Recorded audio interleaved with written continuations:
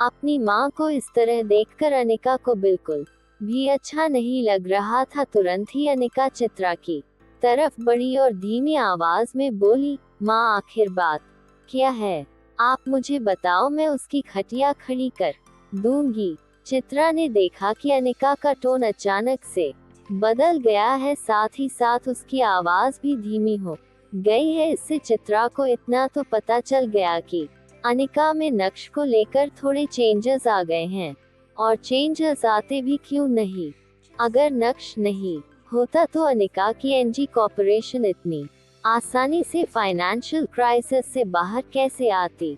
गहरी सांस लेते हुए चित्रा ने अनिका के कंधे पर हाथ रखा और थपथपाते हुए बोली, खटिया खड़ी करने जैसा कुछ नहीं है, बस मैं तो तुम दोनों को लेकर ही परेशान हूँ। बार बार तुम दोनों का आईवीएफ प्रोसेस फेल हो जाता है। मुझे लगता है कि उसके पेरेंट्स में कोई जेनेटिक डिसऑर्डर है। बस मैंने नक्श को इतना सा कहा कि तुम अपने पेरेंट्स को बुला लो और उनका फिजिकल एग्जामिनेशन करवाओ, जो भी खर्चा होगा वो मैं दूंगी। ये बोलते हुए चित्रा का ध्यान किचन की तरफ गया और फिर से उसने बोलना शुरू किया, लेकिन तुम्हें पता है कि उसने मुझे क्या कहा? कहता है कि हम सब फिजिकल एग्जामिनेशन करवाते हैं, प्रॉब्लम पता चल जाएगी। आखिर वो कहना क्या चाहता है?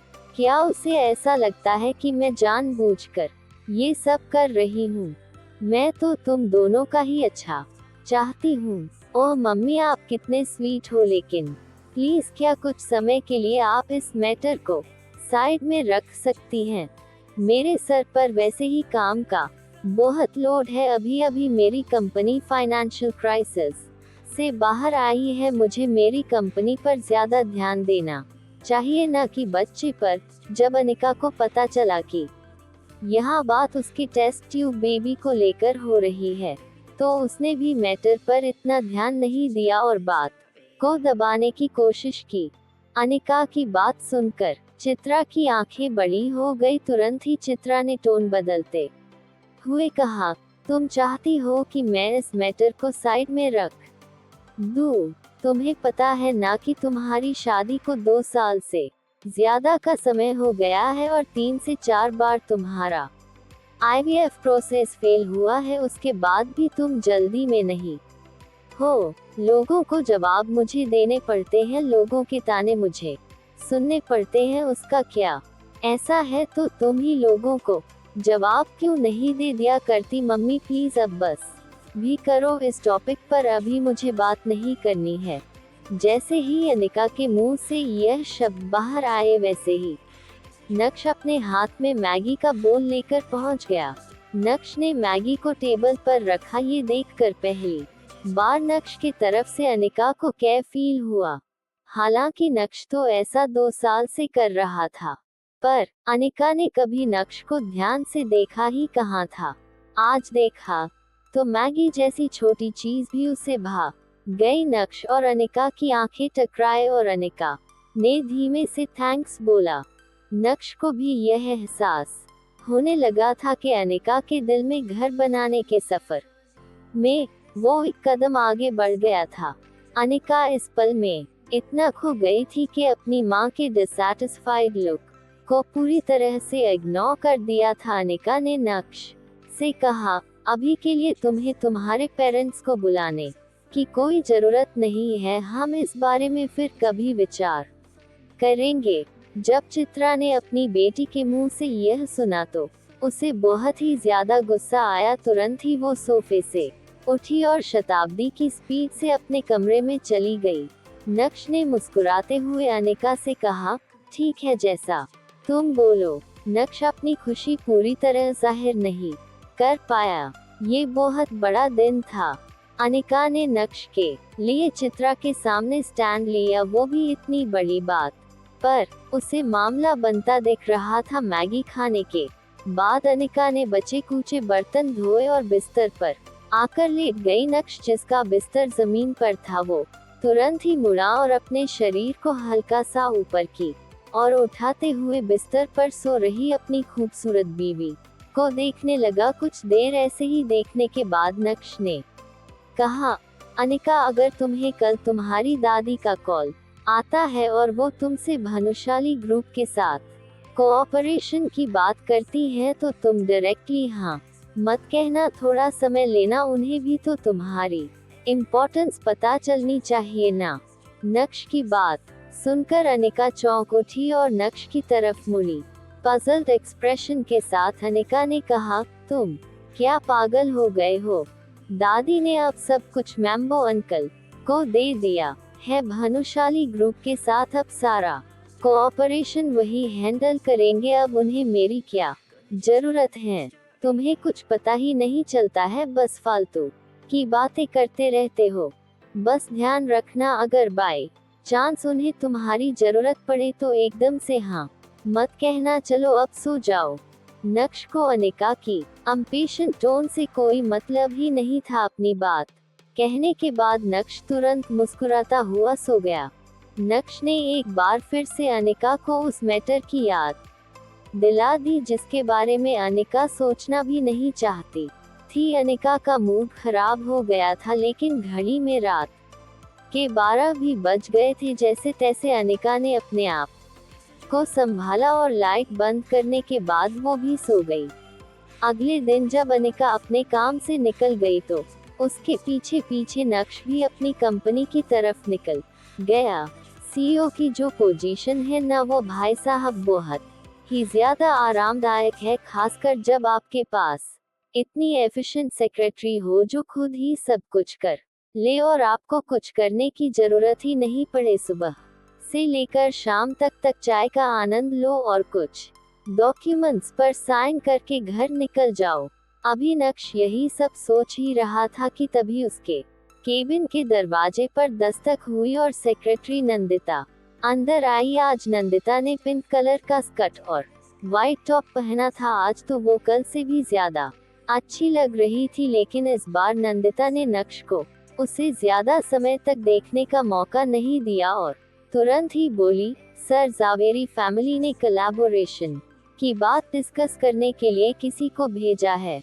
उनका नाम पल्लवी जावेरी है। नंदिता पर एक नजर डालने के बाद नक्श का ध्यान पूरी तरह से अपनी चाय के कप पर था। नक्श ने अपना चेहरा भी ऊपर नहीं उठाया और बोला, उसे जाने के लिए कह दो। ये कल्याणी देवी अपने आप को समझती क्या है?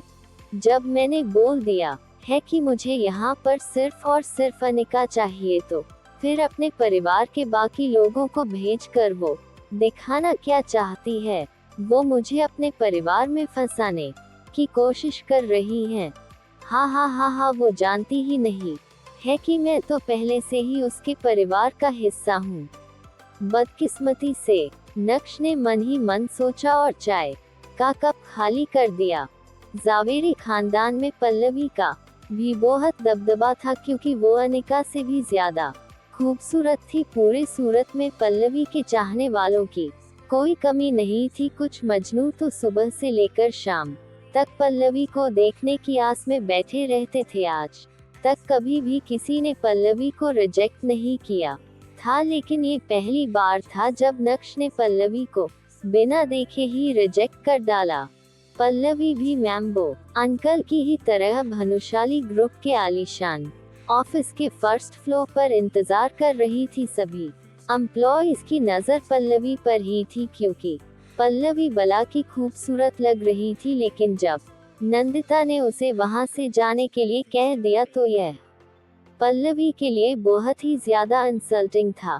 फेलियर के न्यूज के साथ जब पल्लवी जावेरी खानदान के मैंशन लौटी और जो कुछ भी हुआ उसे कल्याणी के सामने बयान किया, तो कल्याणी के चेहरे गुस्से से झन्ना उठा। कल्याणी गुस्से से तिलमिला उठी थी, लेकिन दूसरे पहलू को देखे तो कल्याणी पूरी तरह से हेल्पलेस थी और अब उसके पास अनिका को कॉल करने के अलावा और कोई ऑप्शन नहीं बचा था। अनिका अपनी मां चित्रा के साथ शॉपिंग कर रही थी।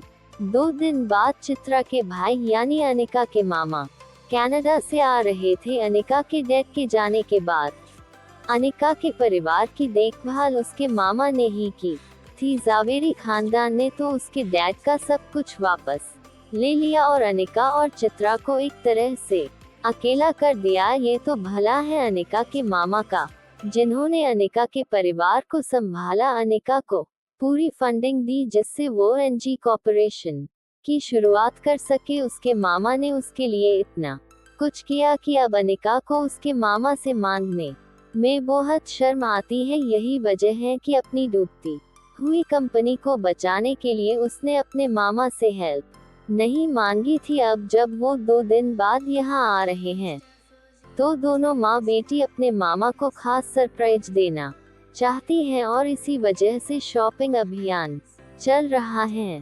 इसी बीच अचानक से अनिका का फोन बजा। अनिका ने फोन जेब से निकाला और देखा कि कॉल कल्याणी की तरफ से आ रहा था। अनिका और चित्रा ने एक दूसरे को देखा और उसके बाद अनिका ने कॉल उठाते हुए लाउड स्पीकर पर लगाया। हेलो दादी। फोन की दूसरी तरफ से कल्याणी की आवाज आई। हालांकि कल्याणी का टोन कुछ अजीब साउंड कर रहा था। अनिका, आज तुम्हारी दादी को तुमसे एक हेल्प चाहिए। क्या तुम अपनी दादी की हेल्प करोगी? हेल्प? अचानक से ऐसा क्या हो गया कि हमेशा कठोर और सख्त रहने वाली कल्याणी आज रिक्वेस्ट कर रही है, वो भी अनिका से? जैसे ही यह ख्याल चित्रा को आया, उससे रहा नहीं गया और तुरंत ही उसने कहा, मम्मी जी, आपको इस तरह बात करने की कोई जरूरत नहीं है। अगर कोई ऐसा काम है जो अनिका कर सकती है तो आप उसे बताइए, वो जरूर करेगी। ये सुनते ही अनिका नाखुश हो गई और उसने अपनी माँ चित्रा को देखा। हालांकि अनिका ने कुछ भी नहीं कहा और कल्याणी के बोलने का इंतजार करने लगी। बेटा, बात ऐसी है कि जो हमारे और भानुशाली ग्रुप के बीच में जो कोऑपरेशन हुआ है उसे लेकर मैंने ये तय किया है, अब उसे सिर्फ और सिर्फ अनिका हैंडल करेगी। अनिका को कल भानुशाली ग्रुप जाना होगा और उनसे बात करनी होगी। हमें जल्दी से जल्दी नए आर्टिस्ट्स के साथ पैकेजिंग कॉन्ट्रैक्ट साइन करना होगा। कल्याणी ने सब कुछ पहले से ही तय कर लिया था और बस वो चाहती थी कि अनिका ये सब करे। हालांकि कल रात को जो कुछ भी नक्श ने कहा वो अचानक से अनिका के दिमाग में फ्लैश होने लगा और इसी के साथ अनिका अपने दांत पीसने लगी। अनिका ने एडवांटेज उठाना चाहा और चित्रा को बोलने का मौका ही नहीं दिया। तुरंत ही अनिका ने फोन को लाउड स्पीकर से हटाया और बोली, सॉरी दादी, चूंकि आपने ये मैटर मैम्बो अंकल को संभालने के लिए दिया था तो मुझे लगता है कि अब जब यह मैटर हाफवे डन है तो आपको अब उनकी जगह किसी और को बदलने की जरूरत नहीं है। आपको मैम्बो अंकल को ही सारे प्रोसेस की रिस्पॉन्सिबिलिटी देनी चाहिए। चलिए दादी, मेरे पास और भी बहुत काम है, बाद में बात करती हूँ। जय श्री कृष्णा। ये बोलने के बाद अनिका ने कॉल कट कर दिया। चित्रा घूरते हुए अनिका को ही देख रही थी। उसके चेहरे की हंसी अचानक से गायब हो गई थी। ये तुम क्या कर रही हो? तुम्हें पता भी है कि इसके क्या कॉन्सिक्वेंसेस हो सकते हैं? चित्रा को अनिका की हरकत पर अभी भी यकीन नहीं हो रहा था और वो अभी भी लगातार अनिका को ही घूरे जा रही थी। चित्रा के हिसाब से अनिका ने हाथ आई एक अच्छी अपॉर्चुनिटी ठुकरा दी थी, जिसने कल्याणी ने तो सामने से ही कॉल किया था और रिक्वेस्ट की थी, लेकिन अनिका ने तो पल्ला ही झाड़ दिया। अनिका को चित्रा की बात से कोई फर्क नहीं पड़ रहा था। अपने फोन के साथ अनिका स्टोर से बाहर निकल आई थी। चित्रा अनिका को फॉलो करना चाहती थी, लेकिन अभी चित्रा की शॉपिंग पूरी नहीं हुई थी, इसलिए गुस्से में अपने पैर पटकते हुए चित्रा ने कुछ समय के लिए अनिका को अकेले छोड़ दिया था। अनिका ने इधर उधर देखा और मॉल में उसे जहां भी बैठने की जगह मिली वहां जाकर बैठ गई और अपने फोन में नक्श के लिए एक मैसेज टाइप करने लगी।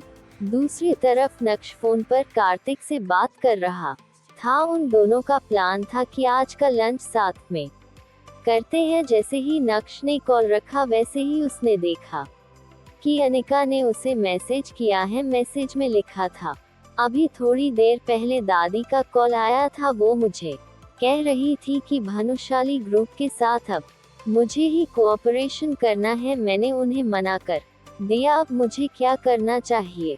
जब नक्श ने ये मैसेज पढ़ा तो उसका दिल खुशी के मारे गार्डन गार्डन हो गया था। नक्श को अच्छा लगा कि उसकी बीवी ने उसकी बातें सुनना और मानना शुरू कर दिया है। अब तुम्हें इंतजार करना चाहिए, परेशान मत हो, तुम्हारी दादी आज नहीं तो कल तुमसे फिर से कांटेक्ट करेगी, लेकिन तुम्हें तब तक अग्री नहीं करना है जब तक वो तुम्हारे फायदे की बात नहीं करती। उनकी कंडीशंस तभी मानना जब वो तुम्हें कुछ दे। इस मैसेज को भेजने के बाद नक्श ने अपना फोन जेब में डाला और अपनी कंपनी से निकल गया अपने इलेक्ट्रिक स्कूटर पर। नक्श की सवारी सीधा होटल प्राइम स्टार की तरफ बढ़ रही थी। क्या होगा आगे?